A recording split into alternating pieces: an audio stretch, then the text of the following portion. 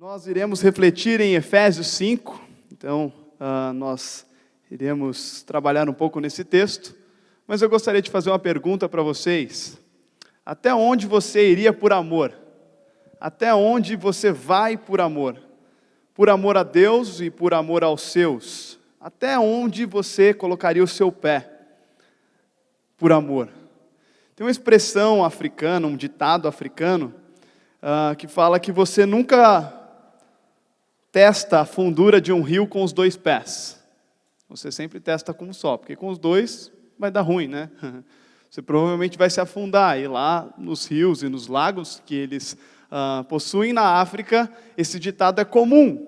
Por quê? Porque eles têm que sempre ir para a água com um certo pé atrás, porque caso contrário você pode se afundar e se dar mal. E você por amor?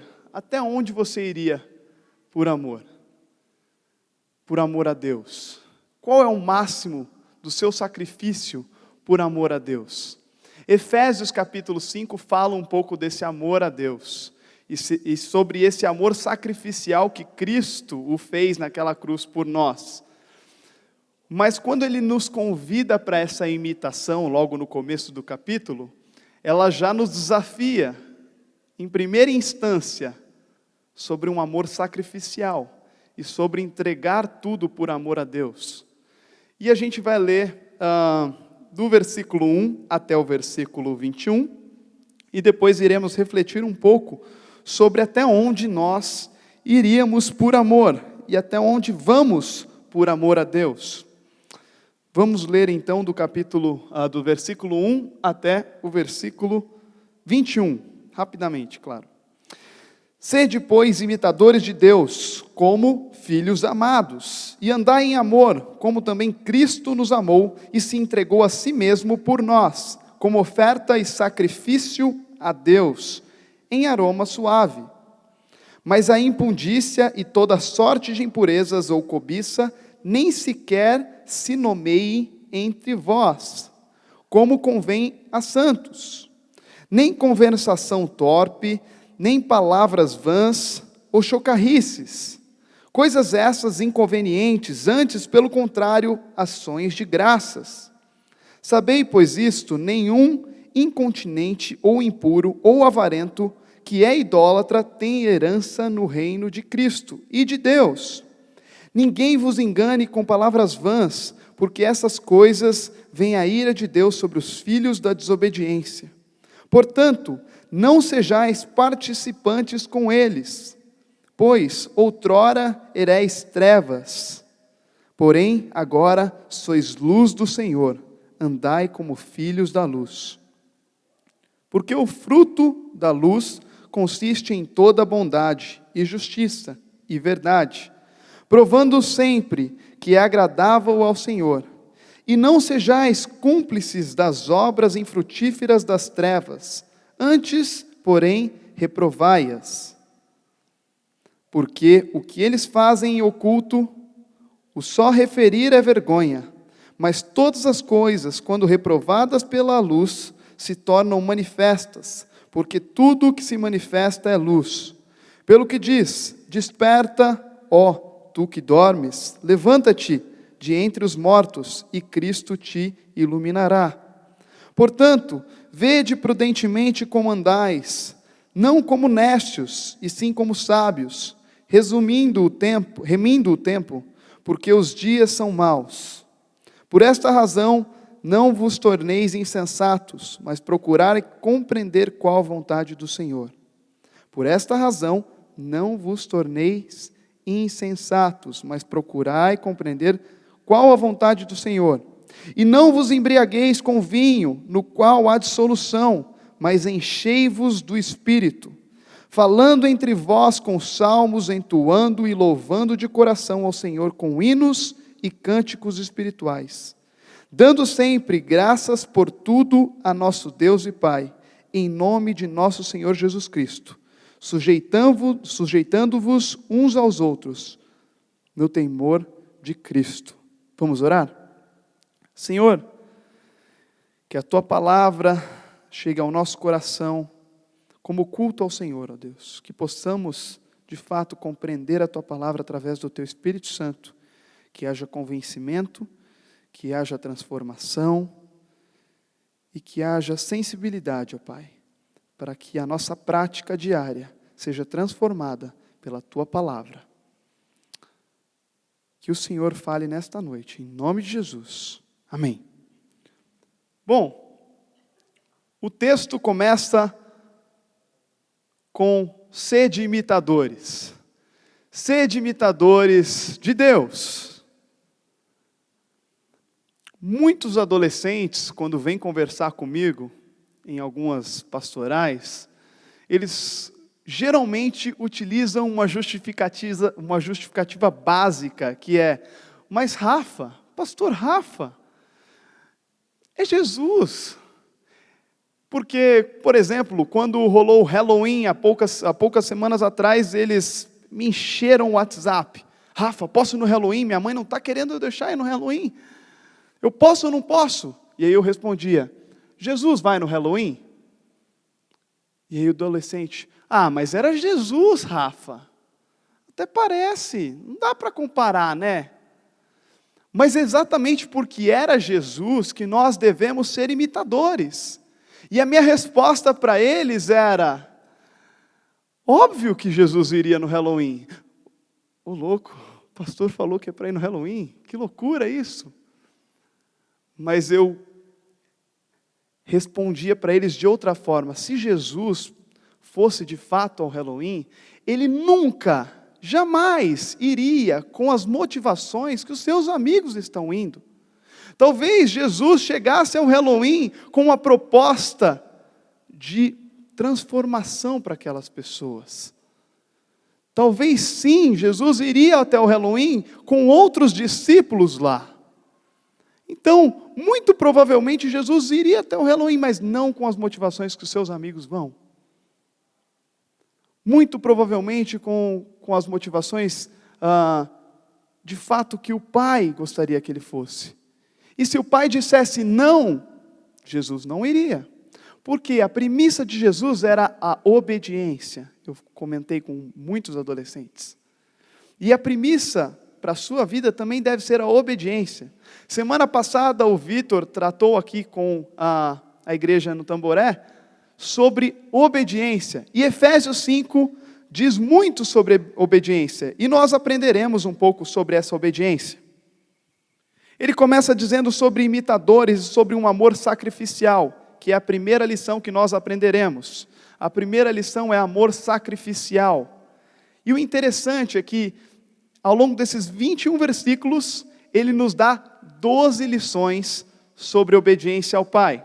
E a primeira delas é o amor sacrificial, quando ele diz, sede imitadores, como filhos amados, e andai em amor, como também Cristo nos amou e se entregou a si mesmo, por nós, como oferta e sacrifício a Deus, em aroma suave. Pessoal, o amor que ele nos convida a ter em Efésios 5, versículo 1 e 2, é um amor de sacrifício. E é um amor que o pessoal da nossa geração, da televisão, não está muito afim de comprar. Porque o amor que nós estamos acostumados a comprar é o amor das trocas. É o amor que nos traz algum benefício. É o amor que às vezes até a mãe nutre como mãe para sua filha. Ao invés de um amor de sacrifício ou responsabilização, o filho desde cedo, logo no seio da mãe, ele já sabe que se ele chorar, ele vai ter o quê? O leite.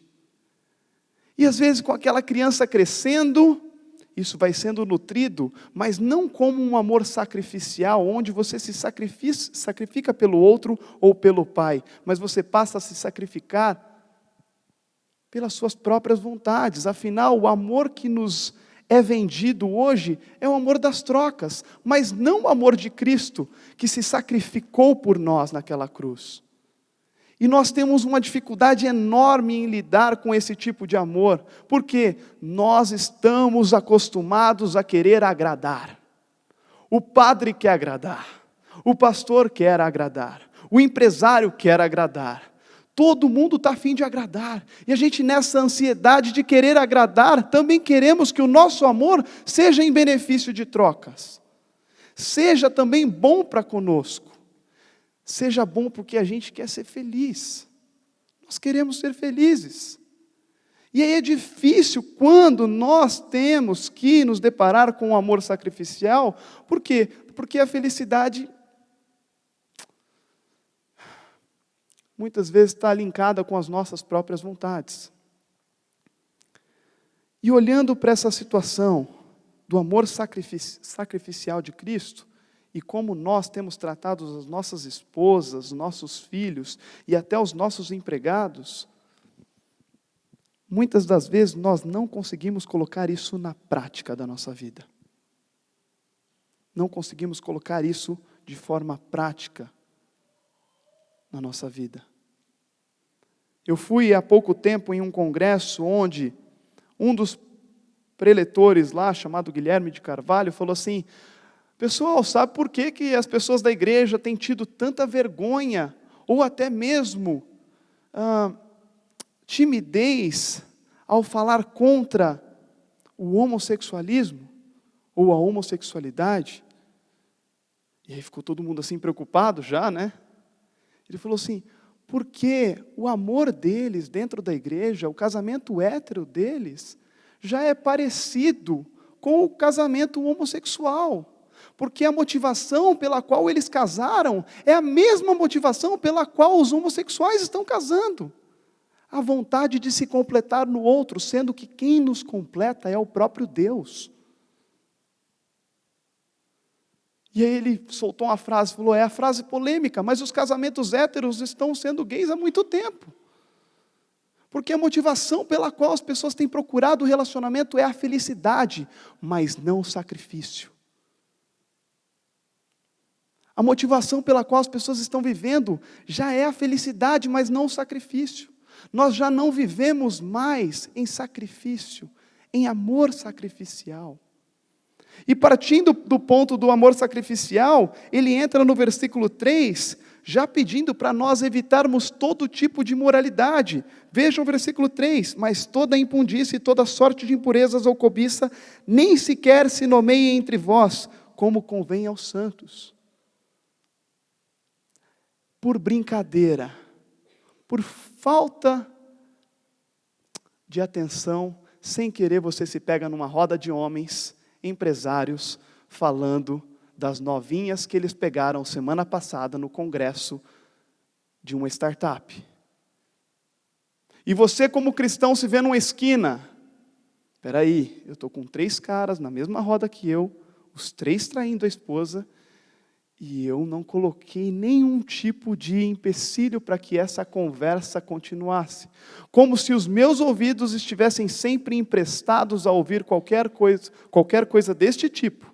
E o que o versículo 3 diz é, nem sequer nomeie entre vós. Não brinca com essa parte.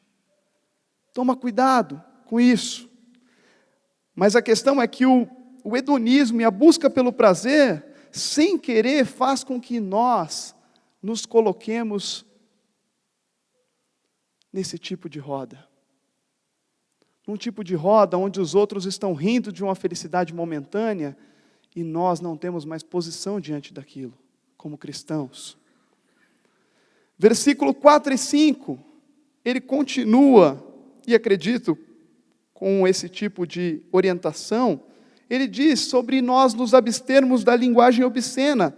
Vejam, nem conversação torpe, nem palavras vãs, ou chocarrices, coisas essas inconvenientes, antes, pelo contrário, ações de graças. Sabei, pois, isto, nenhum incontinente ou impuro ou avarento que é idólatra tem herança no reino de Cristo e de Deus. Malaquias 3,16 diz o seguinte, gente: então aqueles que temiam ao Senhor falaram uns aos outros, e o Senhor atentou e ouviu, e um memorial foi escrito diante dele, para os que temiam ao Senhor e para os que se lembravam do seu nome. Os justos conversam, Deus se atenta, escreve um memorial. Efésios 5 diz, amor sacrificial, toma cuidado com as rodas, toma cuidado com o falso hedonismo e toma cuidado com as conversas que te levam para ter conversas obscenas. Quantas vezes eu venho tratar adolescentes, jovens, e no meio do tratamento eu percebo que o adolescente justifica todo tipo de linguagem obscena, onde? Nos pais. Nos pais. Sim, mas Rafa, como é que você está tentando propor um livro para eu ler de desintoxicação, sendo que o meu pai me entregou uma revista pornô? Dizendo com a prerrogativa que eu tenho que virar homem. Mas há quanto tempo seu pai está na igreja? Faz 10 anos. O quê? Nós devemos nos atentar à voz do Espírito, a um amor sacrificial ao Senhor, ao ponto de querermos ser imitadores de Jesus Cristo, e não colocarmos a desculpa de que, não, mas é Jesus Cristo, né? Nós somos pecadores. Não, é porque é Jesus Cristo que nós podemos imitá-lo, porque Ele se fez carne como nós, e Ele propôs uma imitação verdadeira, real.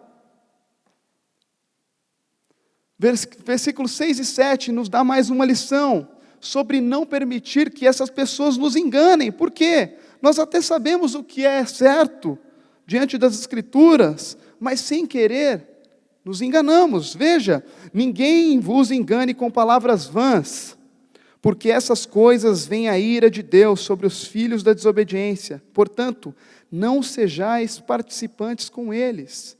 Toma cuidado para você não ser enganado. Deus odeia o pecado. Deus odeia o pecado. E nós temos que ter a vontade de encarar o pecado como Deus encara. Nós temos que falar, eu quero encarar todo tipo de pecado da mesma forma que o Pai encara. Eu não quero ver debaixo do pontilhão do aeroporto de Congonhas crianças de 12 anos se prostituindo. Eu não me conformo com esse tipo de coisa. Isso não pode ser comum para mim.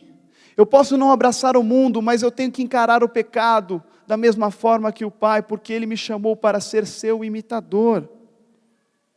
E então Ele nos convida para andar na luz, que é mais uma lição que Ele nos ensina, nos versículos 8, 9, 11 e 14. Quando Ele diz que nós devemos caminhar em luz, e caminhando em luz, passará a haver bondade, justiça e verdade. Você já não naturaliza mais o pecado quando você começa a andar com Cristo e na luz. O pecado deixa de ser natural. A santidade que o Espírito Santo mesmo produz em nós começa a gerar incômodo. Se você não se sente incomodado com o pecado, comece a orar, meu irmão. Se você não começa a sentir incomodada com o pecado, com algumas coisas que estão acontecendo, você está naturalizando as coisas, comece a orar, peça a Deus. Deus, que o Teu Espírito Santo me incomode. Me incomode. Porque a chance de eu fazer besteira, sem o incômodo do Teu Espírito Santo, é enorme. Porque quanto mais naturalidade, racionalidade, distante nós estivermos de imitar ao Pai, mais fácil fica de errarmos. A próxima lição que ele nos ensina, ele fala sobre buscar e fazer a vontade de Deus nos versículos 10 e 17, num dos versículos nos quais eu repeti. Por 2 vezes eu li esse versículo 17, porque fazer a vontade de Deus não quer dizer ter um relacionamento com Deus onde fazemos a sua vontade conforme a nossa cabeça. Mas é a vontade dele de verdade. Alguns dos jovens que eu atendo, uma delas quer entrar em medicina, e então ela falou, eu estou orando, e aí a paz de Deus. Eu falo, você já orou ao contrário para ver a vontade de Deus? Você já fez uma oração contrária? Como assim, Rafa? Você já orou pedindo para Deus, Deus, se não for medicina o curso que eu quero, que eu sonhei ao longo dos últimos 8 anos da minha vida, Que o Senhor tire esse sentimento do meu coração. Que você arranque qualquer oportunidade da minha vida. E que você tire toda e qualquer oportunidade de eu fazer essa bendita dessa medicina. Aí a menina olhou para mim, nossa, Rafa, eu estou até com dor de barriga de pensar que eu vou fazer essa oração. Está me dando dor de barriga agora. Falei, por que está te dando dor de barriga? Porque e se não for vontade de Deus? Nós não colocamos as nossas vontades em xeque em nossas orações, em nossos relacionamentos com o Pai. Nós não colocamos as nossas orações em xeque, as nossas vontades em xeque em nossas orações. Porque o nosso amor é sacrificial até um ponto. Na hora que mexe na nossa estrutura financeira, de sonhos, de estruturas, aí a casa cai. Porque eu não vou orar. E se eu orar? Eu estou construindo uma casa no condomínio 3. E se eu orar para dar tudo errado, chover bastante e os funcionários não conseguirem ir? E se eu orar para tudo isso dar errado, porque não é vontade de Deus mais minha e realmente foi vontade dele que eu não more lá? E aí, Rafa? Aí complica. Porque a gente não tem colocado o nome dos nossos pecados em oração, mas também não temos colocado em xeque as nossas próprias vontades. Porque o nosso amor sacrificial, ele vai até um ponto. Mais à frente, no versículo 15 e 16, ele pede para que nós usemos as oportunidades para fazer o bem. Se o dia está ruim, aproveita para fazer o bem. Se o dia está bom, aproveita para fazer o bem. 15 e 16 diz exatamente isso. Portanto, vede prudentemente como andais, não como nécios, mas como sábios. Não fica andando, perambulando por aí, com a desculpa de que você não sabia, de que você estava desatento. Não, ande como sábio, atento à oportunidade ruim para fazer o bem e à oportunidade boa para fazer o bem. Mais à frente ele diz sobre a tarefa de não nos embebedarmos com o vinho, tomarmos cuidado com o vinho, mas nos enchermos do Espírito Santo. Porque uma pessoa intoxicada com vinho age de maneira diferente para o mal, mas uma pessoa cheia do Espírito Santo age de uma maneira diferente para o bem.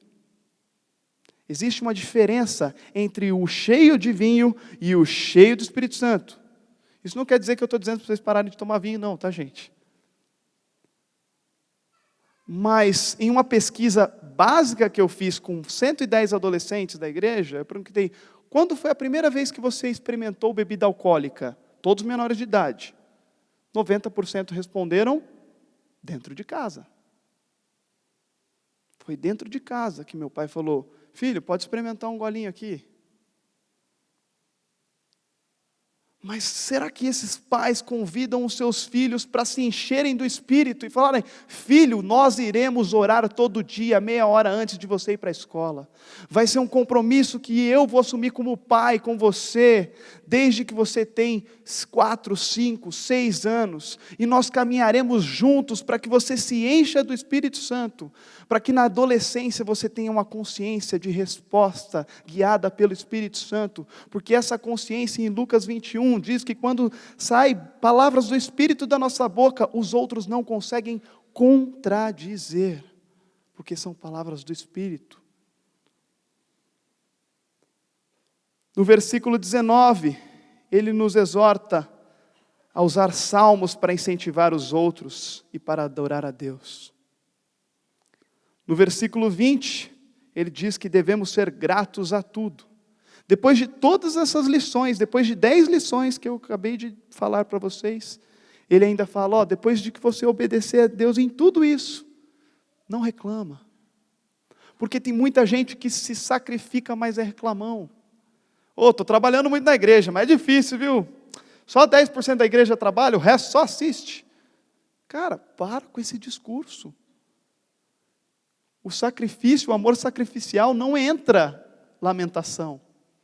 Não entra reclamação.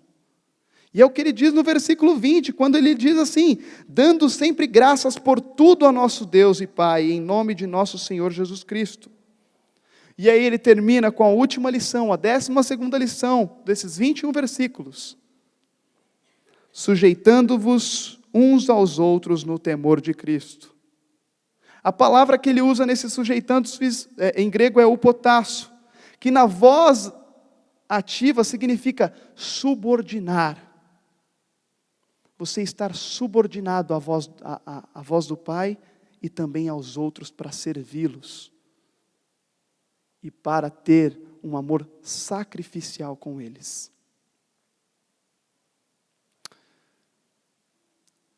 Na verdade, eu passei muito rapidamente aqui 12 lições que Efésios 5 nos ensina. Mas o ponto da pregação é um só: amor sacrificial. Se não existe amor sacrificial, não existe obediência. Se não existe amor sacrificial, passa a haver a desatenção. As pessoas começam a caminhar como nécios, desatentos ao pecado. Desatentos àquilo que Deus quer fazer na nossa vida. Desatentos à voz do Espírito. O amor sacrificial, ele é algo que deve ser real dentro das nossas vidas. Porque o convite de Cristo é para que sejamos imitadores dele. E ele morreu por nós naquela cruz em sacrifício. E você, como imitador, deve se sacrificar para com os outros, dentro do seu relacionamento. Tem muito marido que faz com que a casa gire em torno das culpas da mulher. Ele cria situações para que a mulher se sinta sempre culpada. E tem algumas casas que é o contrário. Que a mulher faz com que tudo gire em torno da culpa do marido.